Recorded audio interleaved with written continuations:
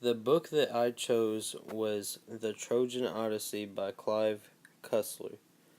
It was a book that personally I learned that not everything is what it seemed, and I believe that the purpose of the book was as if there was a deeper symbolic meaning in our own world and natural disasters, and if we don't take care of our planet or protect it, then it could be destroyed.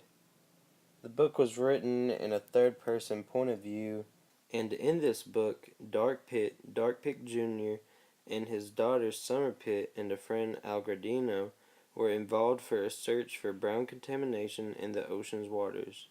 This leads to a dastardly plot where outlandish villains are going to launch a new ice age. In the beginning of the book, a hurricane sweeps towards the Caribbean, endangering Pitt's twin son and daughter engaged in undersea exploration and an ocean wanderer known as Spectator.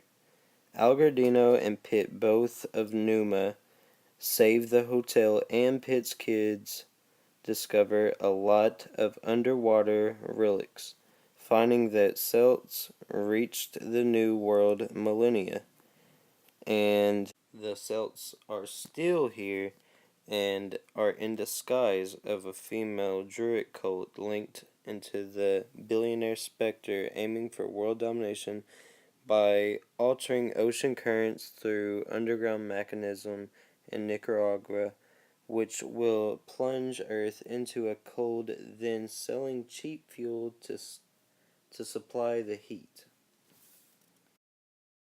The podcast that I chose was NRP Pollution. What I learned from this website was that a lot of other countries were having pollution problems and they are facing them today, as well as the effect on the pollution that it is having on the other countries. And it is a huge problem worldwide, and I feel like this podcast was made to raise awareness. The point of view is in third person because it is speaking to people worldwide. The first podcast that I listened to was about the pollution in Madrid from diesel ran cars that emit suet and nitrous oxide, which are lots and lots of toxins. People's eyes hurt when they go outside because the pollution is just so bad. The second podcast I listened to was about how air pollution kills thousands of people every year.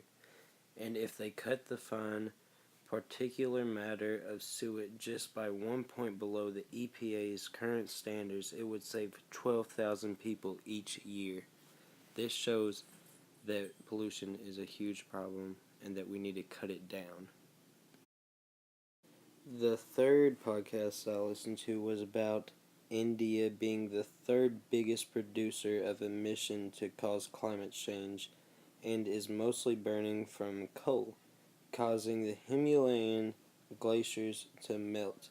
This is a huge issue, and if we don't stop it, the ocean level will rise. The fourth podcast I listened to was about China's middle class and activism towards pollution because the pollution was making people sick and the smog was just too much for everyone to handle.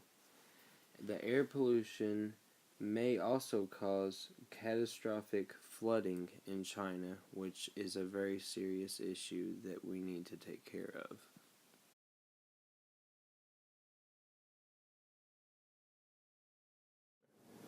Alright, what do you think about air pollution and pollution in the ocean? Yeah, they're pretty serious right now. We've got a lot of what they call trash islands in the oceans. I think there's like about 5 or 6 just floating islands of trash. It's mostly plastic. So plastic and oil consumption is a pretty big deal.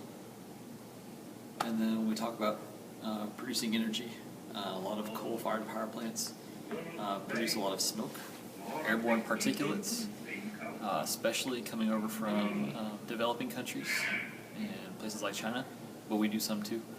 So it's a pretty serious issue, and it's continuing to get worse. Do you think it's causing problems worldwide?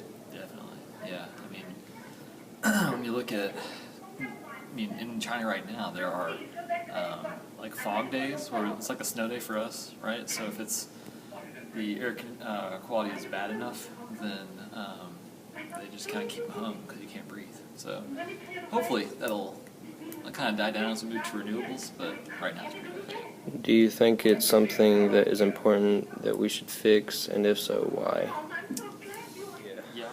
Yeah, definitely. It's affecting life and welfare, so yeah, it should be fixed.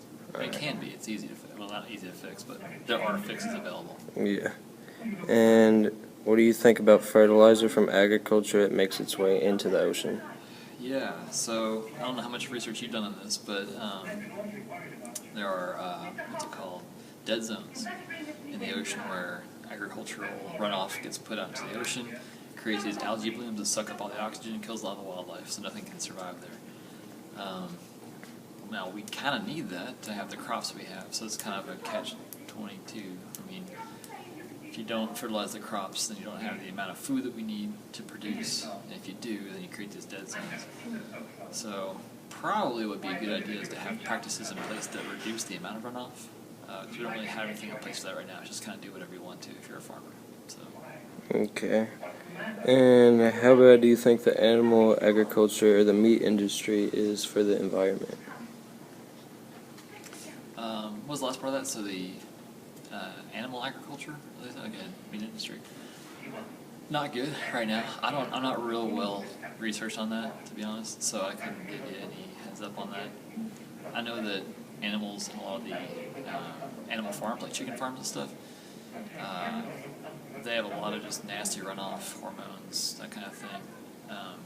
It could be reduced, but it's going to cut into their profits. So you have to find some way around that. How do you think we could solve the problems for the pollution? I think we're trying to.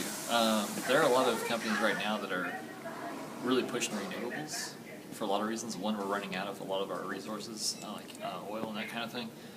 Two, the problems you just mentioned, the health kind of issues and that kind of thing. We're trying to reduce as much as possible. We have the technology now to do that. So there's going to be a big crunch while we figure out how to do it well. It's going to cost a lot. It's one of the problems. If you look in your research, look for Elon Musk. He does a lot of renewable type stuff now. It costs a lot, and that's where we are right now. Is we're transitioning from one energy source and way of doing things to another. But once we get what's called economies of scale, that means once everyone starts using it, prices come down a lot, and hopefully that reduces a lot of the pollution. The documentary that I watched was called Mission Blue. I learned personally that we need to take care of the ocean because it does a lot for us. I believe that the purpose this was made was to show the awareness that we need to take care of the ocean, and everything that we are doing bad to it is not good. It was made in third person point of view, and the main character in it was Sylvia Earle. In this documentary, it stated that most of the oxygen everyone breathes is generated by the ocean, and it absorbs most of the carbon dioxide. So no ocean, no life. Sylvia Earle in this documentary was a scientist and biologist and studied the ocean her entire life. As a matter of fact, she grew up by the ocean in the Gulf of Mexico. She loved the ocean and she loved the life that went into it. Overall, this documentary talked about what we need to do to solve climate change, global warming, and anything else important, considering the ocean and what we need to do to fix the main issues such as oil spills, fertilizer making its way into the ocean, and dumping waste into the ocean, and everything we need to do to stop this from happening, and we need to fix the issues at hand. In conclusion to my book, my podcast, and my documentary, the overall theme between the three was man versus nature. I picked this theme because we are the only ones who can solve this problem, and we're letting it defeat us. So if we don't solve it, we're going to be defeated.